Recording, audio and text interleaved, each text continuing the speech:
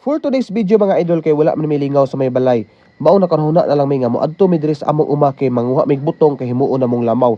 Ug pag-abot ako diri sa may balay mga idol nagkuha din kog lagaraw. Paghuman gikuha na pud ako ning sungkit sa akong papa kay ako na lang manungkit. Maod ni likod sa among balay mga idol na isa pa. Ug nagkuha na lang kog sumpay diri sa akong sungkit mga idol aron makaabot dito sa may lubi kay taas-taas man gid ang lubi diri. Bago mi nilakaw mga idol nakakita man mig marang maong akuan na lang ginkuha. Akong gipasungkit sa akong asawa paghuman akong gikats kay anad man taning kats.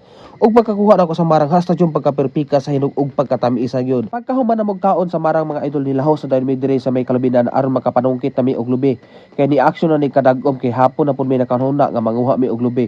Ug unang sungkit ako sa lubi mga idol hasta yung pagkaperpika ang pagkabutong. Syempre normal lang yun ning nailamok diri sa kalubinan kay naa man ta diri sa bukid. Ug amuan na din girespador din mga idol pagkahuman amuan na din gibutang diri sa may sudlanan. Pagkahuman na mo kuskus sa butong mao na din tanan among nakuha dili lang kay kadaghanan. Pagkahuman na malit na din mig ingredients simple ra kay ni among ingredients nga gipalit evaporada ra ni condense ug asukar. Pagkahuman ako na din giabrihan ning evaporada human kining asukar nga 1/4 pagkahuman ako butang sa asukar nga 1/4 gibutangan na og ribisco. Kay kining ribisco mao po ning isa sa magpalami sa atong lamaw nga gibuhat mga idol. Pagkahuman gibuubo na din ako ning kondensada human giukay-ukay na aron makakaon na dayon ta. Kining lata lang na yung gihimo na akong baso pagkahuman ato aning tilawan ang atong gibuhat nga labaw. Grabe mga idol pagka perfect yun. Hasa yung pagkalami. Thank you for watching.